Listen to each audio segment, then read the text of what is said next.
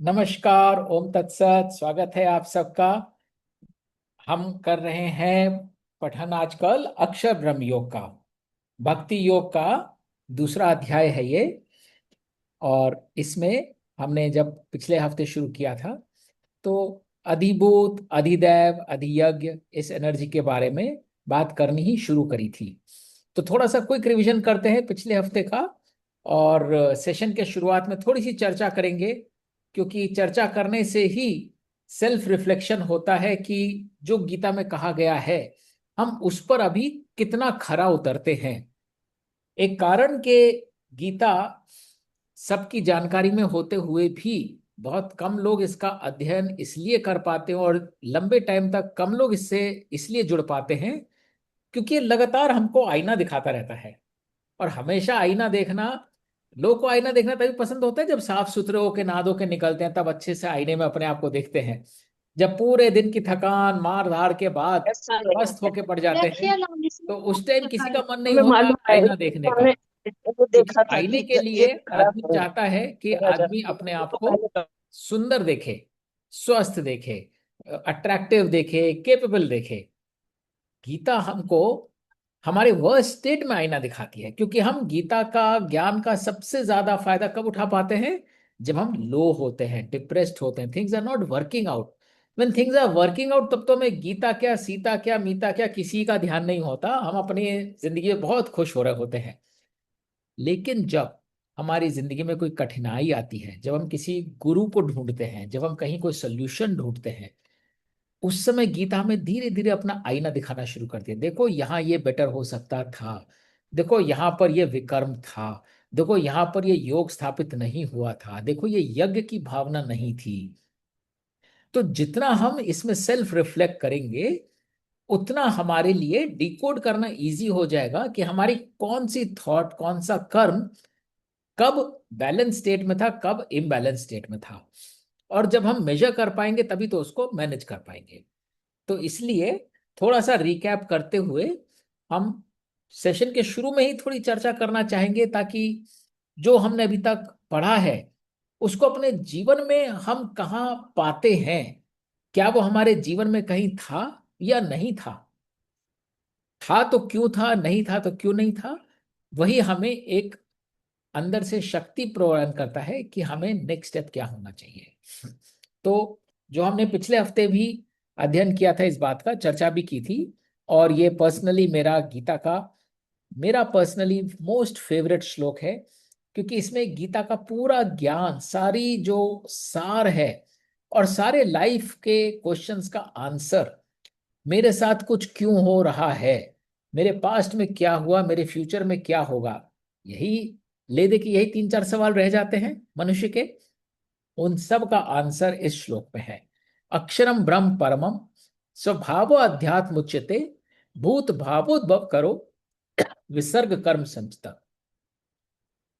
जो ये ब्रह्म है ना, जो ये सारी सृष्टि है, जिसमें हमें हजारों प्रश्न उठते हैं, वो मेरे पास क्यों है, वो मेरे दूर क्यों है, इसका बर्ताव ऐसा क्यों है, यहाँ लाभ क्यों हुआ, वहां हानि क्यों हुई, पास्ट में ऐसा क्यों हुआ, फ्यूचर में क्या होने वाला है, ये सब ब्रह्म का खेला है। और ये कभी भी ना मिटने वाला इटर्नल फैक्ट है, सनातन है। इसको कोई डिलीट नहीं कर सकता। हमारी कोई मन में थॉट आई, हम उस थॉट को अंडू नहीं कर सकते। वो थॉट आई और अब वो थॉट अपना काम करके जाएगी। तो इसलिए ये जो हमारे मन में भाव उठते हैं, और जैसे भाव ज्यादा उठेंगे वैसे हमारा स्वभाव बन जाएगा। जैसे हम ज्यादा ज्यादा सोचेंगे वैसे हम स्वाभाविक रूप से वैसा ही हो जाएंगे। तो ये हमारे स्वभाव जब हमारे आत्म को डायरेक्ट करने लगता है, हमारा अध्यात्म बन जाता है। हर व्यक्ति का अध्यात्म फर्क होता है अक्रॉस लाइफ। तो जैसा जिसका अध्यात्म है, वैसी उसकी जीवनी, वैसी उसकी गति निर्धारित हो जाती है। जब हम बोलते हैं ना सब कुछ तो तय है, सब कुछ तय हमारे चुनावों की वजह से ही है, कोई और नहीं तय कर रहा है। इसलिए हम ये नहीं कह सकते रिस्पॉन्सिबिलिटी किसी और की थी, मैंने किसी पे गुस्सा कर दिया ही तो तय था, मेरी क्या गलती है। गलती हमारी इतनी है क्योंकि हमने वो गुस्सा होने का बीज खुद बोया, तो गुस्सा तो निकलेगा ही, तो वो तो तय है ही। तो इसलिए ये अक्षर है, इंडिस्ट्रक्टिबल है, भ्रम है, ये सारा डिपॉजिट हो जाता है और रिवर्ट करता है इस यूनिवर्स में, जैसा ये यूनिवर्स हमने दिया था वैसे ही बन जाता है। और यह हमारे स्वभाव का रिफ्लेक्शन है, हमारे अध्यात्म में। और वो स्वभाव क्या दिखा रहा है?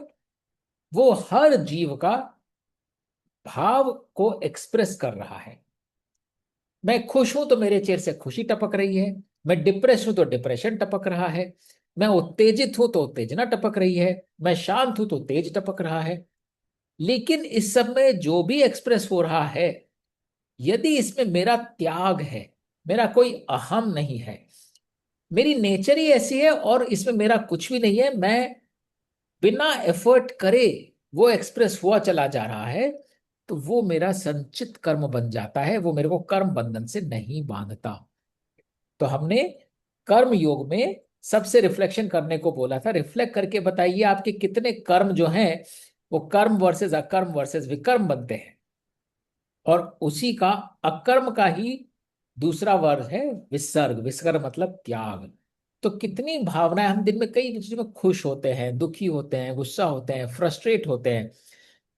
मैं खुद ही अगर बोलूं तो मैं किसी चीज पे काम कर रहा हूं और बहुत दिन से उसमें कोई जवाब नहीं मिल रहा, तो मैं फ्रस्ट्रेट होने लगता हूं, क्योंकि मेरी एक्सपेक्टेशन है कि दूसरा आदमी जवाब दे। अब एक्सपेक्टेशन बंधी हुई है तो उसमें मन अटका हुआ है, तो परेशानी हो रही है। लेकिन यदि मैं एक्सपेक्टेशन छोड़ दूं, मैंने अपना काम किया, मैंने ईमेल डाल दी, उसको जब समय होगा देखेगा, वो नहीं हो रहा तो मैं फॉलो अप कर लूंगा। उसमें फ्रस्ट्रेट क्यों होना है? तो जब तक उसमें त्याग नहीं आता तब तक वो हमें बांधता है। हम उसको ऐसी एनर्जी देते रहते हैं, रिस्पॉन्ड कर भाई, रिस्पॉन्ड कर, तेरी मेल क्यों नहीं आई।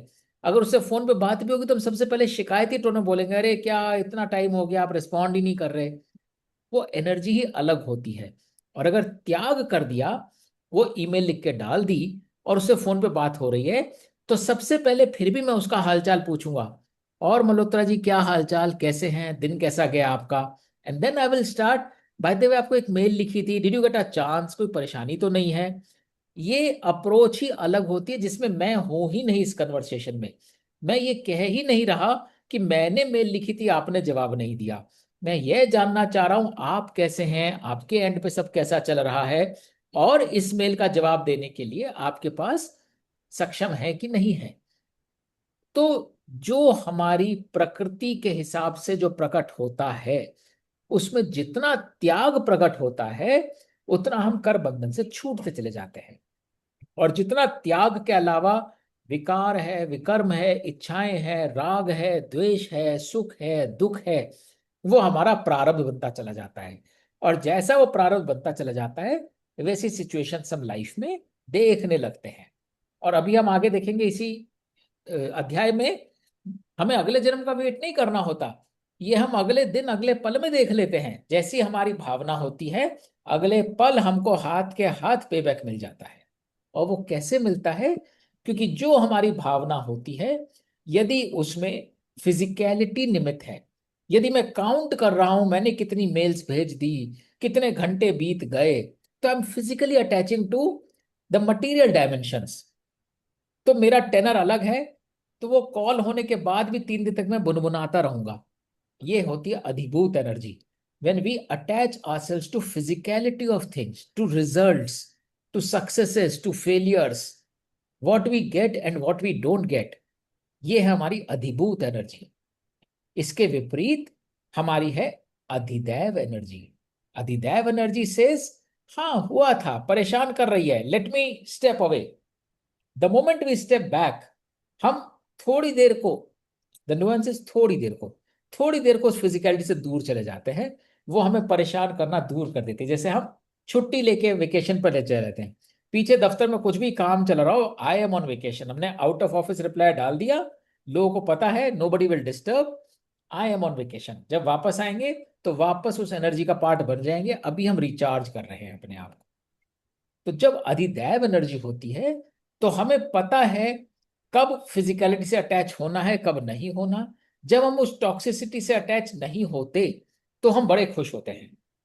लेकिन जैसे हम उसमें पहुंच जाते हैं, हम फिर उसमें फंस जाते हैं, तो हमारा प्रारब्ध फिर बनना शुरू हो जाता है। और अधियज्ञ एनर्जी वो होती है जब हम काम में रहते हुए ही मौज उड़ा रहे हो, वेकेशन की क्या जरूरत है, काम ही वेकेशन है।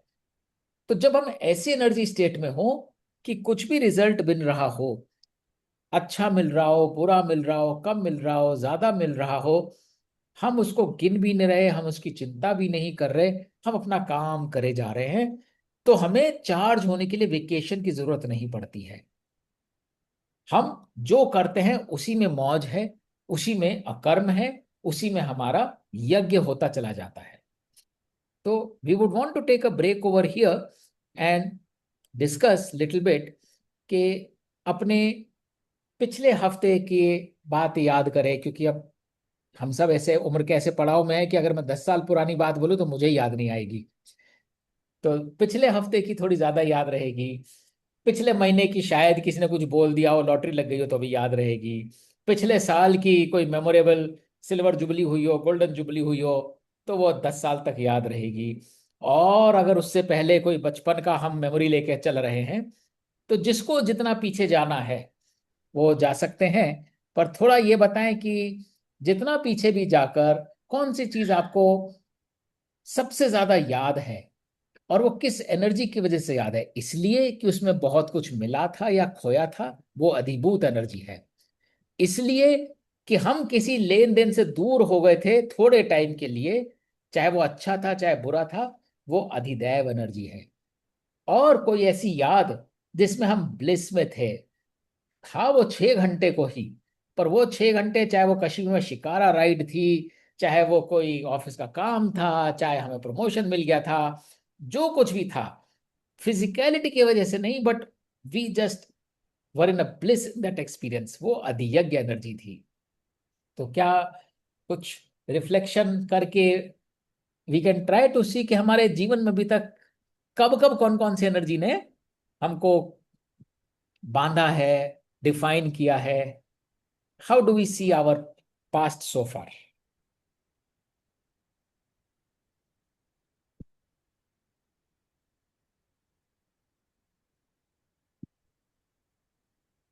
कुछ अधिभूत एनर्जीज जरूर अनुभव की हैं। और उसके बाद ये भी सोचा कि इससे कोई फायदा नहीं, इसको छोड़ दो, जो है सो है। अ, लेकिन अधियज्ञ जिसको कहते हैं, वो भी बहुत ब्लिसफुल। स्पेशली मुझे तो नेचर बहुत पसंद है। नेचर में जाके मुझे लगता है कि ये ईश्वर का एक रूप है। और इसलिए वहां पर मुझे एक ब्लिस, सब कुछ भूलकर एक एक आनंद की अनुभूति होती है। अपना काम करके भी आनंद की अनुभूति होती है। किसी ने मुझसे कह दिया ये काम आप कर दीजिए, तो वो काम करके भी मुझे बड़ा अच्छा लगता है। ये मुझे लगता है कि यही अधियज्ञ ये वो है। और कभी कभी अधिभूत की एनर्जी तब महसूस होती है, किसी ने मुझसे कह दिया ये काम करिए, मेरी मर्जी के खिलाफ है, लेकिन मैं मजबूर सी महसूस कर रही हूँ कि हाँ मैं कर ही दूं, तो वो अधिभूत ही हुआ। बिल्कुल पर बिल्कुल। वैसा बहुत कम अब होता है, बहुत कम। बिल्कुल सही कहा आपने, these are various experiences. But अब जब रिफ्लेक्ट करके देखते हैं तो मतलब without this vocabulary also we feel the same way, जैसे आपने बोला, प्रकृति के पास जाके एक अलग ही आनंद आता है। पर अब थोड़ा सा अगर उसको डिकोड करने बैठे, तो वही आनंद प्रकृति से दूर रहकर भी हमें फील करने की इंडिपेंडेंस पूरी है। हम फील इसलिए नहीं कर है पाते क्योंकि जो हम कमरे में बैठे हैं, ऑफिस में बैठे हैं, हम कहीं ना कहीं उससे अटैच हो रहे हैं, उस फिजिकलिटी से अटैच होके। अटैच इसलिए नहीं कि हमें वो चाहिए, अटैच मतलब हमको वो एक तरह से इन्फ्लुएंस कर रही है कि ये नेचर तो नहीं है। वेयर एज वो भी उतनी ही नेचर है, वो भी उतना ही नेचुरल है, लेकिन हम कहीं ना कहीं उस व्यक्ति से, उस फर्नीचर से, उस दीवार से कहीं ना कहीं ट्रैप्ड फील करते हैं। तो कहीं कहीं ना वो हमारे को वो पॉजिटिविटी नहीं देती जो उस ट्रैपिंग से निकल कर हम वो आजादी फील करते हैं। तो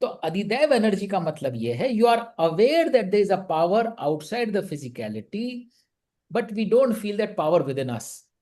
सो we depend okay on an external source of power, चाहे वो हमें गुरु से मिले, चाहे मंदिर से मिले। और बात सिर्फ स्पिरिचुअल पावर की नहीं हो रही, बात उस एनर्जी की हो रही है जो हमें खुश करती है। We need a stimulus all the time.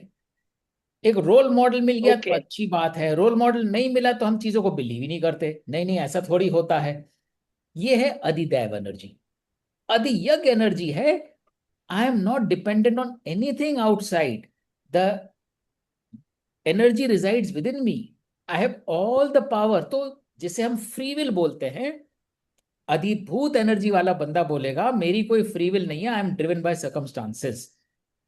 तो बोलेगा हम क्या कर सकते हैं, हम ऐसे जन्मे, हमारा ये हो गया, हमें वहां नौकरी लग गई, हमारे यहाँ शादी हो गई, फिर हमारे बच्चे हो गए, अब हमारा इतना कर्जा है, हमें तो जिंदगी जीनी ही है। वो अधिभूत एनर्जी है, वो केवल फिजिकलिटी में अपनी एग्जिस्टेंस को ढूंढती है। अधिदैव एनर्जी में वो बोलेगा हाँ है तो, लेकिन सब भगवान ने कर रखा है, हम क्या कर सकते हैं। तो भगवान तो आ जाता है ब्लेम करने के लिए, क्रेडिट देने के लिए, धन्यवाद देने के लिए भी। पर भगवान मेरे भीतर नहीं है। भगवान मंदिरों में पाया जाता है, भगवान चमत्कार करने के लिए एक अलग थर्ड एंटिटी है। भगवान से रिश्ता एक डुअलिटी का रिश्ता है, मैं वर्सेस भगवान। अधियज्ञ ओके एनर्जी में I have the power, I don't blame anybody, I don't credit anybody. I have the power to change myself and I drive it. I take full responsibility with humility. And because I have the power, I have to only do yagya, yagya and yagya. I have to do only त्याग। ये अधियज्ञ energy है जिसमें मेरे पास unlimited resources हैं और मुझे सिर्फ त्याग ही करते जाना है। तो ऐसे व्यक्ति को तो किसी से शिकायत हो ही नहीं सकती, क्योंकि उसे किसी से कुछ चाहिए ही नहीं। उसे ये रियलाइजेशन सेट इन कर जाएगा कि मुझे तो सिर्फ देना है। जो हम ईश्वर को मानते हैं, हम ईश्वर से मांगते हैं ना, ईश्वर को देने का तो हम सोच भी नहीं सकते, क्योंकि हमें पता है ईश्वर के पास तो सब कुछ है। हम कभी ईश्वर को ज्ञान थोड़ी दे सकते हैं, हम कभी ईश्वर को वेल्थ थोड़ी दे सकते हैं। किसी ने नहीं सुना मैं अपनी विल में यह मकान ईश्वर को करके जाता हूं। धर्म के लिए करके जाएंगे, किसी मंदिर को दे जाएंगे, बट किसी ने नहीं बोला मैं अपनी ये जमीन जायदाद कृष्ण को लिख के जाता हूं। कृष्ण को मेरी जायदाद थोड़ी चाहिए, कृष्ण के पास तो सब कुछ है। तो जिसने अपने मन में सोच लिया मेरे पास सब कुछ है, मुझे तो सिर्फ देना ही देना है, उसकी तो सारी चिंताएं खत्म हो गई। ये है अधियज्ञ energy, which will always drive me to do yagya. Whatever I do is a tyag. और मैं अपना स्वधर्म निभाते हुए अपना स्वभाव प्रकट कर रहा हूं, कर रही हूं, जिसमें सिर्फ त्याग और त्याग है।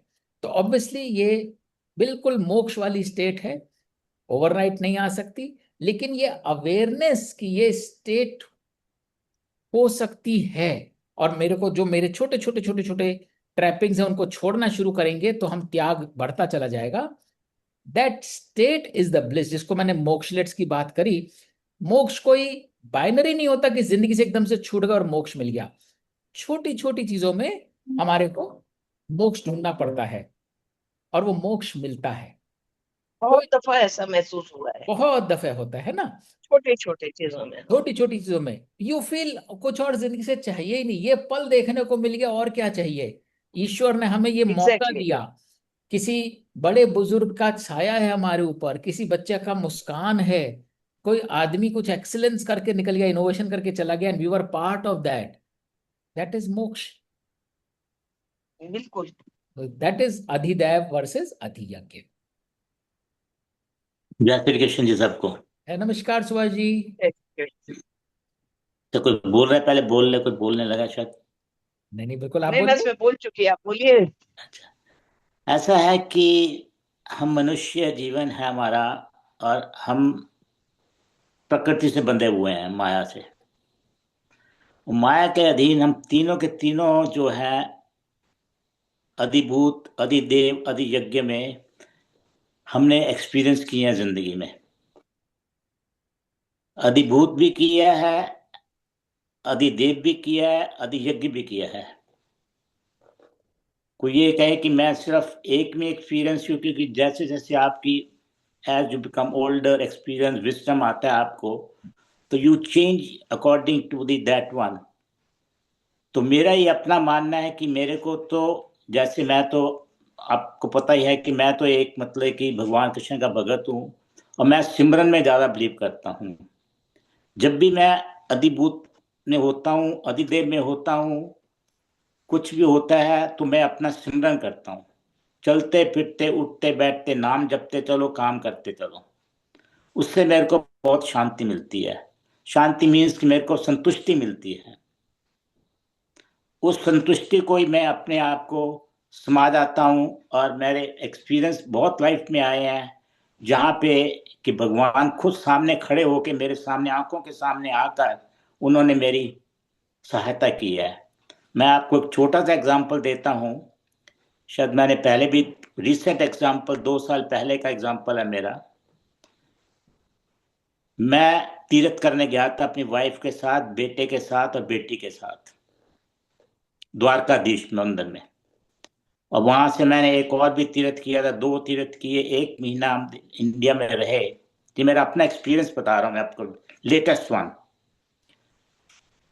तो हम जब वापस आए वहां से, थी वहां बहुत एक्टिव रहा, सब कुछ दर्शन बहुत अच्छी तरह हुए, सब कुछ जो भगवान ने इतनी सहायता की, इतनी सहायता की कि मैं अपने दिल से, क्योंकि भगवान को मैं पिता मानता हूँ, और जो हम मांगते हैं पिता से ही मांगते थे बचपन में। जब पिता होते हैं तो पिता से ही मांगते हैं हम सब कुछ। तो भगवान पिता है हमारे, तो उससे ही मांगना पड़ेगा। लेकिन इंस्टेड ऑफ धन दौलत हम संतुष्टि मांगते हैं उनसे। मांगने के भी 2 तरीके हैं, धन दौलत और ये वो बच्चों का सुख। हम उनसे संतुष्टि मांगे। और वहां से जब मैं वापस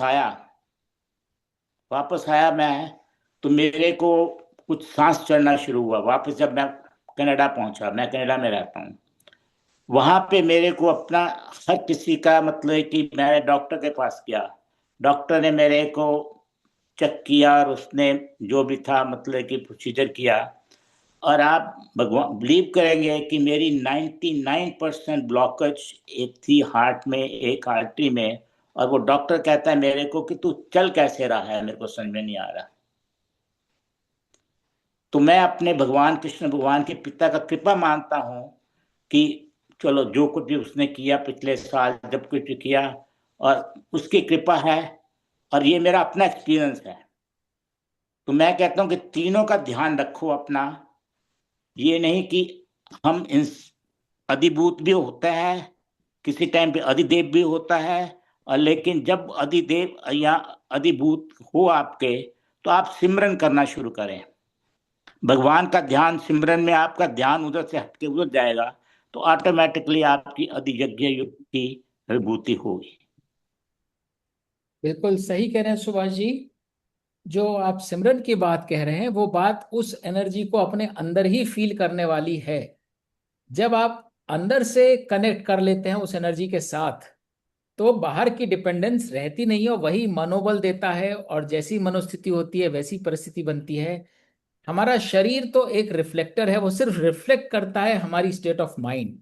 तो अगर स्टेट ऑफ माइंड में त्याग है, स्टेट ऑफ माइंड में अकर्म है, स्टेट ऑफ माइंड में यज्ञ है, तो ऑटोमेटिकली बॉडी में से जड़ता जाती रहेगी। तो जो चीज रोक सकती है किसी प्रवाह को, किसी शक्ति को, वो रेजिस्टेंस, वो फ्रिक्शन अपने आप डिसॉल्व होता रहेगा, और वो पैथोलॉजी अपने आप इंप्रूव होती रहेगी। इसमें इसमें कोई शक नहीं है।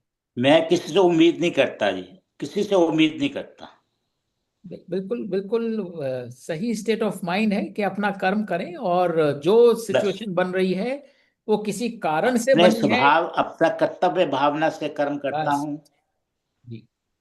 अपना जो कर्तव्य समझता हूँ, जिसमें अब किसी का स्वभाव अलग अलग है। हर किसी का कर्म अगर एक जैसा हो जाए तो ये दुनिया चल ही नहीं सकती। हर किसी का स्वभाव अलग है। असीमा जी कुछ कह रही हैं, असीमा जी बताइए।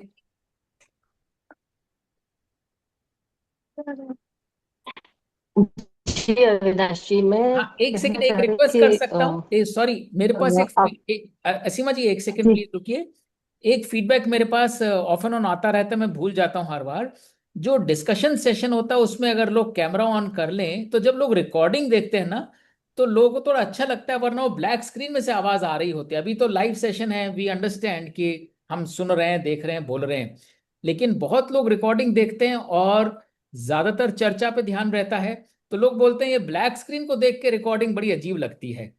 तो if I can request people to switch on the camera at least for the discussion part, it helps connect better with each other. Unless you are anybody is really in a situation और कि वो शक्ल या camera नहीं देख सकते हो या नहीं पसंद करते हो, थोड़ा let us try to make it easier for everybody else, at least while speaking. It's a request. Ji. I that I will connect if I am on the video. This happen very frequently. Otherwise, I do not have an issue with the video. A battery से मैं करती हूँ हम आपकी आवाज clear नहीं है सीमा जी। हाँ सीमा जी, आपकी आवाज ब्रेक हो रही है। अब आ रही है। थोड़ी ब्रेक हो रही है अभी भी। अब आप कुछ बोलेंगे पता चलेगा, लेकिन ऐसा लग रहा है कि अभी स्टेबल नहीं है।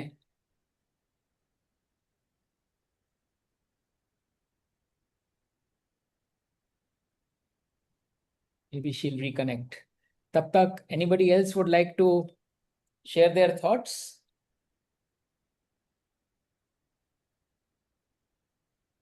can you hear me now? Yes, Yeah. perfectly clear. मैंने वीडियो ऑन किया और मेरा कनेक्शन डिस्कनेक्ट हो जाता। I do not have enough bandwidth, that is the reason I have to stay away from the video. अच्छा ठीक है। सो मेरा सिर्फ कहना ये है, दो चीज़ें। एक तो मैंने नोटिस की, आपने अभी एक उदाहरण दिया था कि किसी ने अगर वक्त पर रिस्पॉन्स नहीं दिया तो इंसान यही करता है कि फ्रस्ट्रेट होकर उसको फ़ोन उठाते ही बोलेगा कि भाई क्या हुआ, तुमने जवाब नहीं दिया। और दूसरा ये होता है कि अगर हम थोड़े से इवॉल्व्ड हैं तो हम कहेंगे आप ठीक तो हैं, बाकी उसके थोड़ी देर के बाद मैं वो असली मुद्दे पर आऊंगी। पर मेरा मानना ऐसा है कि कई बार ये बहुत पुट ऑन होता है, स्पेशली कॉर्पोरेट्स में मैंने देखा है। और अदरवाइज ऑल्सो मैंने जीवन में देखा है कि बहुत लोग इस तरह से चीजों को कवर करते हैं, लेकिन जब वो मुद्दे पर आते हैं तो पता चलता है कि अंडरलाइंग थॉट यही था, लेकिन बाकी सब उसका एक प्रिल्यूड था। खैर वो डिपेंड करता है कौन कैसा है। मैं अपने आप को इस तरह से प्रोग्राम ना करके, I do not want to program myself into behaving in a certain pattern. I have to understand where is the basis of my frustration. So जैसे आप कहते हैं, लोएस्ट हैंगिंग फ्रूट को मैं पहले एड्रेस करना चाहूंगी, बजाय इसके कि मैं अपने बिहेवियर में सिर्फ किताब पढ़कर परिवर्तन लाऊं। तो ये मैंने पहली चीज है। दूसरा मैं ये कहती हूँ कि मैंने कई दफा देखा है अपने एक्सपीरियंस में कि देयर इज सम पावर और there is some understanding which uh, which has made me very compassionate. I'm extremely compassionate to any living being. Am I audible? Yes, Yes. yes, you are. Okay, so be it human or animal, even a tree, I have extreme states of compassion. And when I start serving them in some manner, तो मैं वो आदि यज्ञ से मैं आती हूँ वापस आदि दैव पर, जहाँ पर मैं देखती हूँ कि बस हो गया मेरा, मुझे इतना ही कर पाऊंगी, मेरी क्षमता इतनी ही है। और मैं धीरे धीरे नीचे गिरकर आदिभूत पर आ जाती हूँ, जब मैं कहती हूँ कि नहीं, इससे मेरा हाथ खराब हो जाएगा, इससे मेरा हेल्थ खराब हो जाएगी, नहीं नहीं नहीं नहीं, मैं इससे ज्यादा नहीं कर सकती। तो I have seen myself falling from the upper stage to lower stage, and this has happened very often. बिल्कुल बिल्कुल रिलेटेबल बात है जो पहली बात आपने बोली, वो बिल्कुल सही है। देखिए, कवर अप और पुट ऑन अगर करते हैं वो तो एक्चुअली विकर्म ही है, और वो कोई बेवकूफ नहीं होता। जब आप पुट ऑन कर रहे होते हैं तब भी दूसरे को पता चल जाता है कि ये तो प्रिल्यूड है, अभी तो मतलब हलाल करने की बारी है, ये अभी हलाल करने से पहले खिलाया जा रहा है बकरे को। तो वो हर कोई समझदार आदमी थोड़ा एक्सपीरियंस सीख लेता है। लेकिन यहाँ ध्येय ऑब्जेक्टिव ये नहीं है कि किताब पढ़कर हम अपना बिहेवियर चेंज करें without believing in that behaviour. पहली चीज तो बिलीफ ही है। तो पहला जो हमारा ऑब्जेक्टिव है वो ये है कि हमने कोई कर्म किया, वहां से एक्सपेक्टेड रिजल्ट नहीं मिल रहा है, पहली चीज तो उस एक्सपेक्टेशन को ही लेट गो करें। अब वो बहुत मुश्किल है भाई, हमने कर्म इसीलिए किया था कि हम कुछ एक्सपेक्ट करेंगे, वो रिजल्ट वहां से आएगा, तभी तो हमने उसे भेजा, वरना हम उसे चिट्ठी भेजेंगे क्यों, ईमेल भेजेगी क्यों, अगर उससे मतलब नहीं है तो। फर्क सिर्फ इतना है कि अगर कर्तव्य और त्याग समझ के करेंगे तो उसका जवाब ना देना हमें परेशान नहीं करेगा। फ्रस्ट्रेशन का रूट ही एक्सपेक्टेशन है। और अगर त्याग समझ के नहीं किया तो उसमें कंट्रोल आ जाएगा, उसमें डिमांड आ जाएगी, उसमें डिजायर आ जाएगी, उसमें एसएलए आ जाएगा कि ये तो 30 सेकेंड्स में होना था या 1 डे में होना था। तो जब हम त्याग समझ के करते हैं तो चाहे हमें एक एसएलए करना हो कॉर्पोरेट लाइफ में, वो हमारी डिजायर नहीं है, वो मेरी विश नहीं है, वो हमारी सर्विस ही है टू माय एंड क्लाइंट कि this person responds within 1 day. तो we have to differentiate between my personal desire versus my service towards my end client, and that end client could be a real client, could be my boss, could be community at large, could be God, whatever. तो जब हम हर काम को duty समझ के करेंगे तो duty में गोल्स तो आएंगे ही, हम उसमें अटैच नहीं होते स्वयं को लेके। बात सिर्फ इतनी हो रही है। तो frustration is not going to help, क्योंकि रिजल्ट तो अगर लेट है तो रिजल्ट तो लेट है, हमें अब उसे करेक्ट करना है। तो या तो उस बंदे की बिहेवियर प्रॉब्लम होगी, हमें उसे करेक्ट करना है एज अ बॉस, या उसके जेन्युइन रीजंस होंगे, हमें रिजॉल्व करना है एज अ कोवर्कर, या फिर उसकी वाकई कैपेसिटी के बियॉन्ड है तो हमें उसका सोल्यूशन ढूंढना है as a manager. In either of these situations, there is another task lined up for us as a service rather than feel frustrated. तो बात सिर्फ उतनी हो रही है कि एक्सपेक्टेड और डिजायर्ड रिजल्ट ना मिलने से फ्रस्ट्रेट होना एक विकर्म है, क्योंकि वो हमें स्वयं हमारे को कॉन्शियस और एनर्जी लेवल को नीचे ले जाता है। जो सेकंड बात आपने बोली कि मैं एक्चुअली भूल गया, सेकंड चीज आपने क्या रिलेट करी थी? मैंने अपना एक तरह से, मैं सही शब्द यूज कर रही हूँ तो मैंने अपनी आदि यज्ञ शक्ति को का पतन होते हुए देखा है। हाँ After making a certain effort of serving somebody out of compassion, I've seen it falling from there to Adidev and हाँ, इसमें एक बहुत फाइन नुएंस है, ये आपने बहुत अच्छा पॉइंट उठाया है। और अक्सर ऐसा होता है कि हम अपना बेस्ट ऑफ द एबिलिटी करते हैं और that falls short of either what somebody else is expecting और what we ourself expect from us. तो उसमें यदि हम एक गिल्ट की फीलिंग के साथ डिटैच होते हैं, और इसीलिए अक्षर ब्रह्म योग में ये बिल्कुल रेलेवेंट है, हम उस मोमेंट से डिपार्ट हुए गिल्ट के साथ, अरे नहीं ये पूरी तरह नहीं हुआ, वो गिल्ट भी हमारे लिए सही नहीं है। और यदि हम उसमें डिपार्ट हुए इंश्योरेंस के साथ, नहीं नहीं मुझे अपने हाथ पैर सुरक्षित रखना है, अब इससे ज्यादा करूंगी तो मेरे हाथ पैर थक जाएंगे, वो भी विकर्म है, क्योंकि उसमें तो और एक अधिभूत एनर्जी आ गई। कैपेसिटी है लेकिन we are saving that capacity for our own good. इसके विपरीत यदि हमने अपना 100% दिया है, चाहे रिजल्ट जैसा भी हुआ हो, मैं कल की एग्जांपल देता हूं। मेरा बेटा और बेटी एक साथ रह रहे हैं, अकेले रह रहे हैं, और बेटे ने कुछ बनाया, और बनाने के बाद सिस्टर से पूछा कैसा था, तो सिस्टर ने उसमें कुछ छोटा मोटा मीन में निकाल दिया। भाई बहन है, सिबलिंग्स हैं, चलता ही है। तो वो बेचारा बहुत डिप्रेस हुआ। जब उससे बात हुई, बोला मैंने उससे पूछा ये कैसा बना था, और उसने बोला इसमें ये कम था वो ज्यादा था। सो वी सेड देखो ये बहुत नेचुरल है, जो बनाता है वो एक्सपेक्ट करता है कि खाने वाला थोड़ी सी प्रशंसा करे, तुम तो बहुत छोटे हो, it is very natural to expect. लेकिन अगर तुम हर दिन यही पूछोगे और हर दिन वो निकालेगा, तो तुम अपने लिए सबसे ज्यादा कॉज ऑफ वरी क्रिएट कर रहे हो, क्योंकि तुम एक पैटर्न में बंध जाओगे कि बनाना है और पूछना है। तुम बनाओ, और तुम अगर अगले को पसंद आए बड़ी खुशी की बात, पसंद नहीं आया सीख सकते हो सीखो, नहीं तो यू डिड योर बेस्ट। आप किस किस को कब कब कितना कितना खुश करोगे। तो ये टिपिकल सिंड्रोम होता है also with people who are perfectionists in their own mind, कि हम कई बार अपने के लिए बहुत हार्श हो जाते हैं। तो जब भी हम कुछ करें और हमें लगा हमने अपनी कैपेसिटी कर दी, तो अब हमें ये नहीं सोचना चाहिए कि अब बियॉन्ड दिस कैपेसिटी में कैसे ले जाऊं, भाई मेरा तो इतना ही था, कर सकता तो ये भी कर देता तो वो भी होता। ना हमें गिल्ट रखना है, ना हमें अपना कुछ रिजर्व रखना है कि नहीं नहीं अब मैं भैया कल के लिए मुझे अपना भी देखना है। क्योंकि जब स्वधर्म निभाने चलते हैं तो उसमें हमारे पास कभी रिसोर्सेज की लिमिट नहीं होती। हम ओम तत्सत में जाके भी सीखेंगे। हम बोलेंगे अपना नहीं देखेंगे तो कल कौन देखेगा? I have to fend for myself. हमको ये देखना है यथाशक्ति, उस यथाशक्ति में बफर रखना भी हमारे काम है, buffer of resources, buffer of capacity, वो एक मैनेजमेंट का पार्ट है।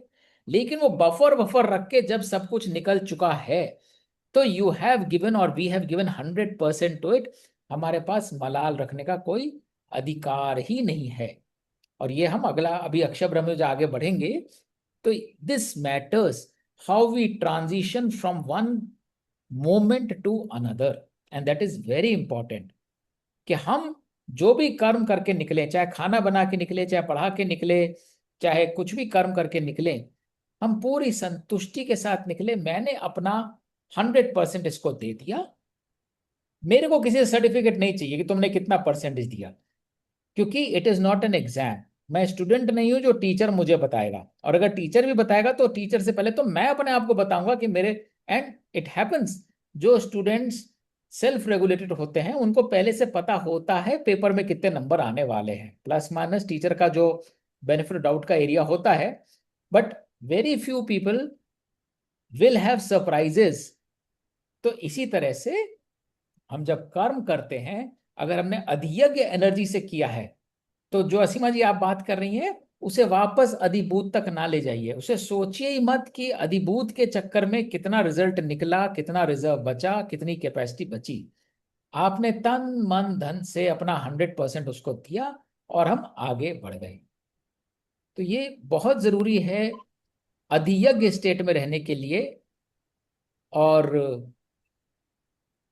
अक्षर ब्रह्म योग में जो की नगेट्स हैं कि आप कैसे ट्रांजिशन करते हैं। अंत काल में नर नारी जैसी बुद्धि भाव धरे, कालांतर में हे कौन्ते उसी गति का चाव करे। और ये अंतकाल जैसे हमने बोला, सिर्फ जीवन की बात नहीं हो रही, ये हर पल हर हफ्ते, ये हमारी बैलेंस शीट है।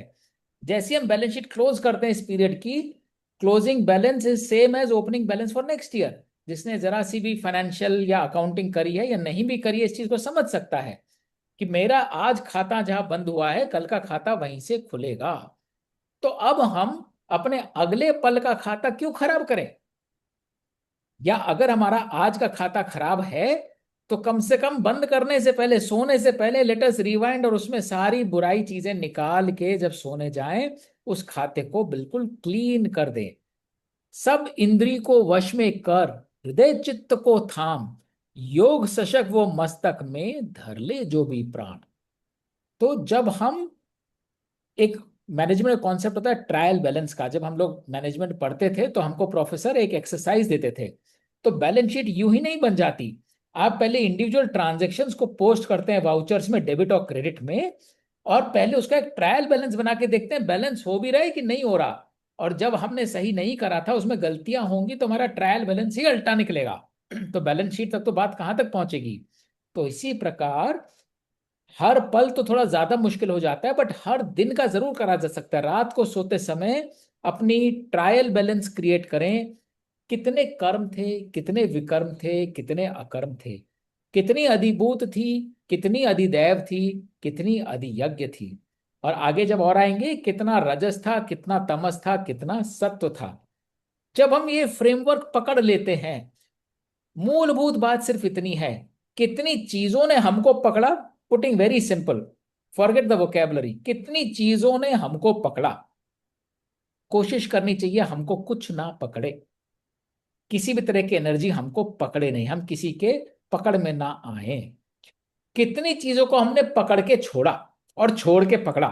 ये योयो वाली स्टेट है। पकड़ देते हैं फिर छोड़ देते हैं, छोड़ देते हैं फिर पकड़ लेते हैं।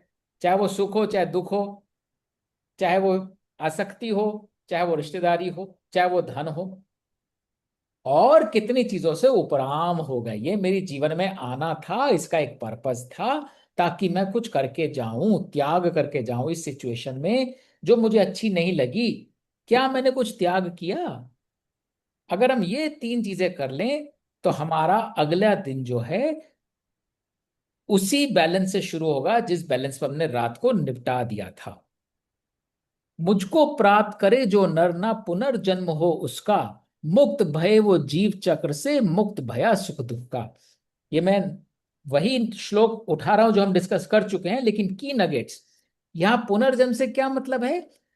वो एनर्जी जो हमें वापस पास्ट में ले जाती है। किसी ने हमारी चोरी कर ली, हम रात को सोते समय दुखी हो रहे हैं, यार मेरा चला गया 2 लाख, क्या करूं? हम वापस उस स्टेट में पहुंच गए हैं। लॉस एक बार हो चुका, हम उस लॉस को रीलिव कर रहे हैं, हम उस लॉस को बार बार एक्सपीरियंस कर रहे हैं।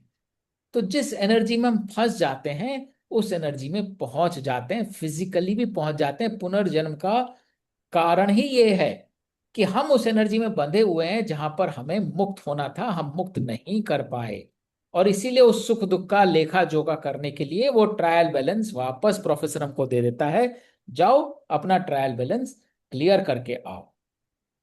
1000 युग है ब्रह्म का एक दिवा और रात, परम योग और तत्व को समझे जो जाने यह बात।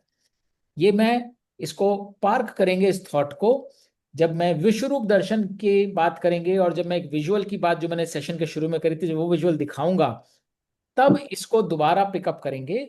बट यहां बात सिर्फ इतनी सी हो रही है कि प्रॉब्लम बहुत छोटी सी होती है, हम उसको नजर के इतने पास रख लेते हैं कि हमें सिर्फ प्रॉब्लम नजर आती है, कुछ और नजर नहीं आता। एक छोटी सी राई को उठाएं, इफ दैट राई इज अ प्रॉब्लम, प्रॉब्लम सिर्फ राई भर की होती है।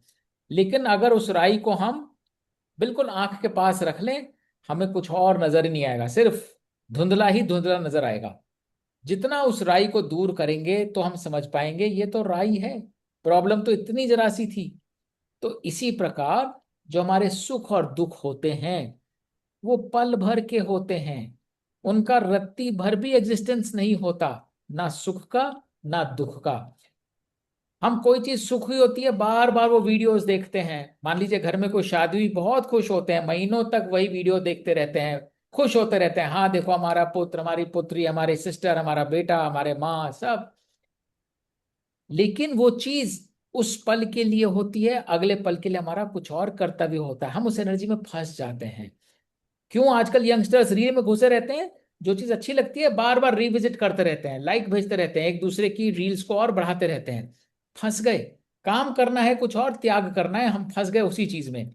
और इसी प्रकार दुख में किसी ने हमें भला बुरा कह दिया, 10 साल पहले बोला था, हम दिल में ऐसे पकड़ के बैठे हो जैसे कल ही बोला था। तो ये जो हमारे सुख और दुख होते हैं ना, ये ऐसे पल भर के होते हैं, इनको हम लंबा खींच लेते हैं। जबकि 1000 युग ब्रह्मा के एक दिन और एक रात के बराबर होते हैं। हम अपने एक दिन और एक दिन रात की बात क्या बोले, सृष्टि इतनी बड़ी इतनी महान है कि हम 1000 युग भी कर लें तो जो सृष्टि है उसके लिए तो वो एक पल की बात है, जैसे सिर्फ एक पल घटित हुआ, हमारी तो कोई बिसात ही नहीं है। इसको मैं विजुअली जब विश्व रूप दर्शन में देंगे तो जिसकी भी बात कर रहा हूं वो इसमें दोबारा रिविजिट करेंगे। ब्रह्म दिवा आरंभ भये तो सृष्टि होती उत्पन्न, ब्रह्म रात्रि छा जाए तो जग विलीन संपन्न। इसका अर्थ क्या है? जो हर चीज में पॉजिटिविटी देखता है वो कितनी जगह नई नई सृष्टि पैदा कर देता है।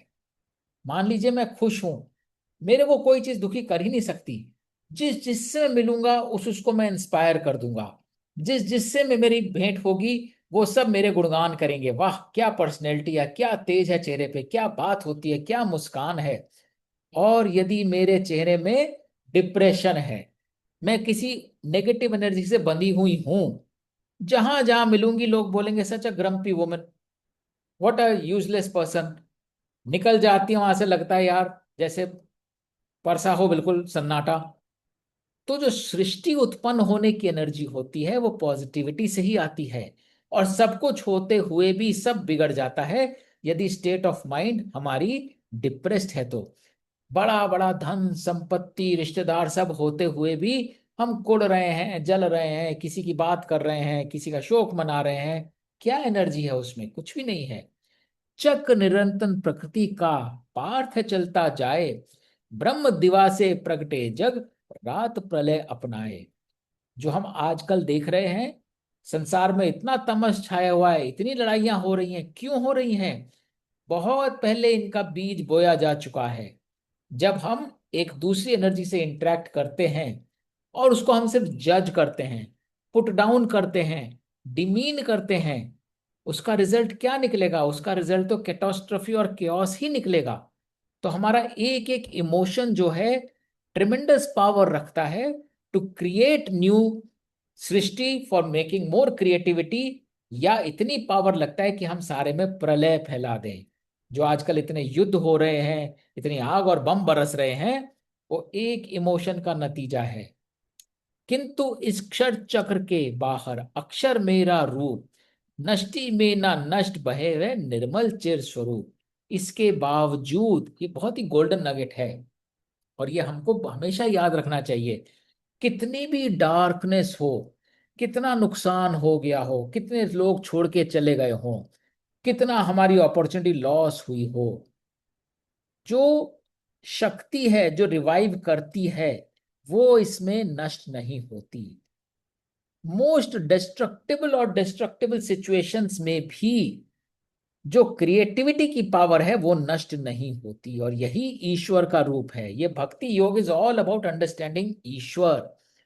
ईश्वर नष्ट हो ही नहीं सकता।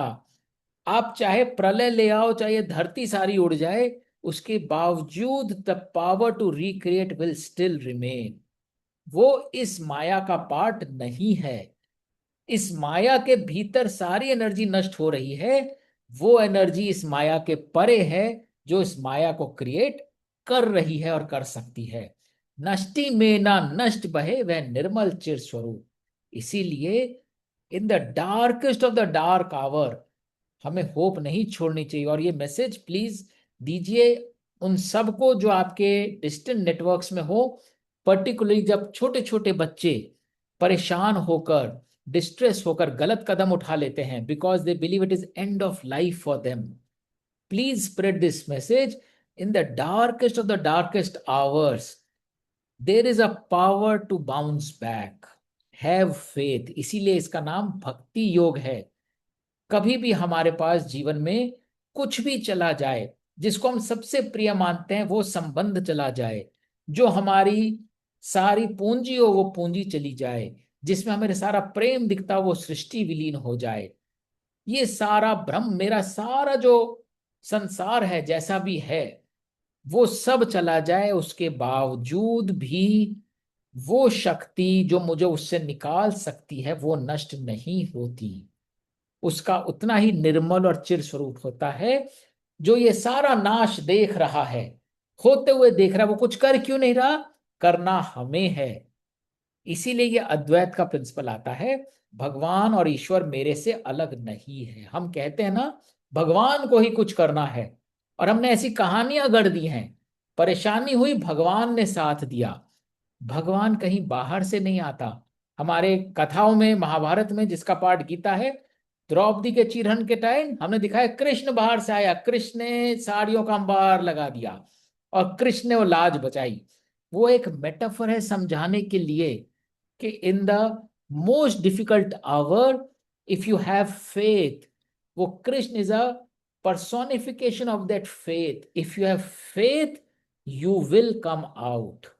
इसलिए अक्षर ब्रह्म योग में बहुत आवश्यक है, जब हम किसी फेज में ट्रांजिशन कर रहे हो, एक इल्यूमिनेटेड स्टेट में बाहर आए फेथ के साथ, कहें उसी को अक्षर अव्यक्त परम गति है नाम, वही ध्येय निर्वाण का अंत लक्ष्य का धाम। क्योंकि यदि वह शक्ति नहीं होती तो कभी भी सृष्टि दोबारा खड़ी हो ही नहीं सकती थी। अगर एक बार प्रलय हो गई तो सब प्रलय हो गई, सब खत्म हो गया। लेकिन यही ईश्वर का सत्य रूपी है कि सब खत्म होने के बावजूद वह बीज बचा रहता है निर्मल चित्त का, जो इस माया के परे है, जो पुनः इस शक्ति को, इस संसार को खड़ा करता है। सब प्राणी हैं जिसमें जिनसे चले नित्य संसार, पार्थ हरि वे मिलते हैं जब भक्ति होए अपार। लेकिन वो शक्ति कब दिखाई देगी, कब सुनाई देगी? जब भक्ति होगी, जब फेथ होगी, यह विश्वास होगा कि वो शक्ति है जो सब नष्ट होने के बावजूद भी खुद नष्ट नहीं होती। देह त्याग कर जीव सभी परम गति को पावे, मैं बतलाऊं भेद पुराना या फिर लौट के आवे। ये अब हमारे आफ्टर लाइफ की बात हो रही है। इस संसार को त्यागने के बाद जब हम गति को प्राप्त होते हैं, वापस आएंगे या आगे बढ़ जाएंगे, तो ये अगला नगेट है जो हम अगले सेशन में यहां से पिकअप करेंगे, क्योंकि ये जो नेक्स्ट 7-8 श्लोक हैं, ये अक्षय ब्रह्म योग का फाइनल कल्मिनेशन है। इट इज ऑल अबाउट हम अपने अंदर की एनर्जी को कितना उसमें ट्रस्ट रखते हैं, कितना उसमें फेथ रखते हैं। तो bhakti yoga is all about our faith in our own power. ये शरीर नष्ट हो जाए तब भी वो शक्ति हमारे साथ रहेगी जो दोबारा हमें उस स्वरूप में लेकर आएगी, जो हमें आगे की यात्रा पूरी कराए। वो यात्रा कितनी सफल होगी, कितनी सदगति होगी, हम पे ही डिपेंड करता है। हम जितना इनेबल करेंगे उतनी वह यात्रा सुगम रहेगी, हम जितना उसमें रोड़े अटकाएंगे उतनी वह यात्रा दुर्गम रहेगी। तो I take a pause here and we can reflect के ये जो अक्षय ब्रह्म योग के लास्ट फ्यू श्लोक थे, विच इज ऑल अबाउट हम एक स्थिति से दूसरी स्थिति में कैसे जाते हैं। Do we carry a baggage or do we go only with a hand baggage and cabin baggage? Have we some checked in baggage which we keep worrying about? And are we even carrying excess baggage for we have to pay extra? Or we are only carrying light without any excess baggage on us? हम जितना baggage लेके चलते हैं वो access baggage हमारे अगले पल, अगले हफ्ते, अगले महीने, अगले साल, अगले जन्म में हमारे साथ जाता है।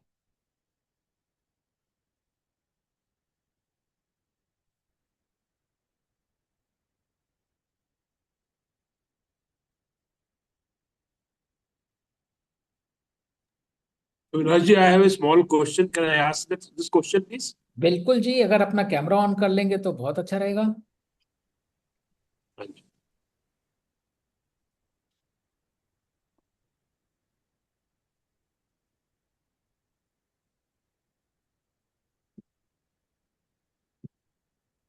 चलिए मैं ऐसे ही पूछ लेता हूँ। मेरा एक सिंपल सा बेसिक क्वेश्चन है। आई हैव नोटिस कि जब आप श्लोक पढ़ते हैं और जो बुक में लिखा है और जब आप पढ़ते हैं उसमें देयर सम स्लाइट वेरिएशन, ऐसा क्यों है? मेरे को स्पेसिफिकली आप बता दीजिएगा, आई विल चेक। हो सकता है जो बुक है वो सॉफ्ट कॉपी में कुछ अलग वर्जन हो, I will try to correct it. ठीक है जी, ठीक है, ठीक है। That will help. मतलब मैं आपको बार बार पॉइंट नहीं करना चाहता था, बिकॉज फ्लो बड़ा अच्छा बना रहता है, इसलिए मैंने। नहीं, it is very much possible, क्योंकि कई बार क्या होता है, जो सॉफ्ट कॉपी जिसको मैं रिलाय करता हूँ, हो सकता है वो वर्जन थोड़ा सा फर्क हो बुक से। But if you can highlight, क्योंकि ये पिछले सेशन में कुछ एक चीजों में हाईलाइट किया था, संध्या जी ने बताया था, it help me close some of those aberrations. So I will be grateful if you can pinpoint, and I will be happy to ensure जो बुक का वर्जन है और जो स्क्रीन पे आ रहा है वो एक जैसा रहे। But your hard copy is updated, right? Hard copy तो एक ही वर्जन है, जो चेंजेस है वो बस सॉफ्ट कॉपी हाँ में होते रहते हैं। हाँ, हाँ, आपकी क्योंकि हार्ड मेरे पास कॉपी ही हार्ड है मेरे कॉपी पास, है। मतलब हाँ, हार्ड कॉपी से ही रेफरेंस लेता हूँ मैं, और हाँ हार्ड कॉपी ही भी सामने खुली रहती है। जैसे जैसे आप श्लोक बताते हैं तो वो श्लोक फॉलो करते हैं। हाँ बिल्कुल।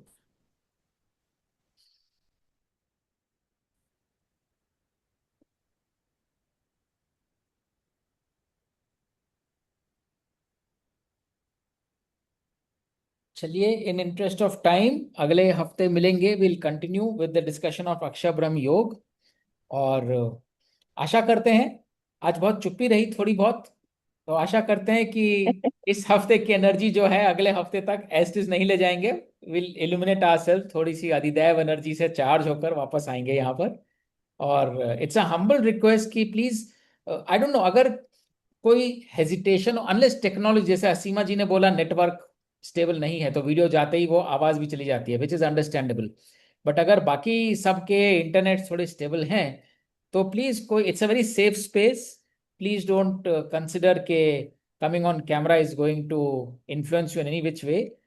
It really helps when people refer the recording or even otherwise भी, otherwise it's we are all watching at blank screens. तो कम से कम डिस्कशन के टाइम तो we should try to make it as easy for everybody else. That's a humble request. No, मुझे एक चीज I for one will Go find ahead. a space where I have the best bandwidth, and I'm sure that I'll be able to keep the video on then. That will be super useful. मुझे एक चीज बहुत अच्छी लगती है जी, कि लोग अपने डाउट्स और इसके अलावा और भी बहुत सी अच्छी बातें पोस्ट करते हैं, और मैं उनको बड़े अच्छी तरह पढ़ती हूँ, और मुझे बहुत अच्छा लगता है। बिल्कुल सही कह रहे हैं। वही तो जान है, जितना यहाँ डिस्कशन है और जितना वहां पे एक्शन होता है, वही तो असली ऊर्जा और प्राण शक्ति है इन सेशंस की। अदरवाइज गीता और तो सब जगह है। इसलिए मुझे जो गीता आप बताते हैं वो जैसे समझ में आई है, वैसे मुझे कभी समझ में नहीं आई। इतनी गूढ़ थी वो कि रह जाता था कुछ ना कुछ। नहीं, द होल आइडिया, कोशिश हमारी यही है कि एटलीस्ट जो कोर नगेट्स हैं वो तो सबको अपनी समझ के लेवल पे लोग उसको ग्रहण कर पाए, तब तो फायदा है। अदरवाइज तो वो पूजनीय पुस्तक तो है ही युगों युगों से, लेकिन उस पूजनीय पुस्तक का सबसे इमीडिएट सेवा तो हमें मिलनी चाहिए ना सबको। तो अगर वो हेल्प करता है तो आई एम ग्रेटफुल, और प्रयास यही है कि बिल्कुल हेल्प करता है। ठीक है, अगले हफ्ते मिलते हैं फिर। विल कंटिन्यू विद अक्षर ब्रह्म योग। ओम तत्सत। बहुत बहुत धन्यवाद आप सभी का। ओम नमस्कार। तत्सत। नमस्कार। Om Tat Sat.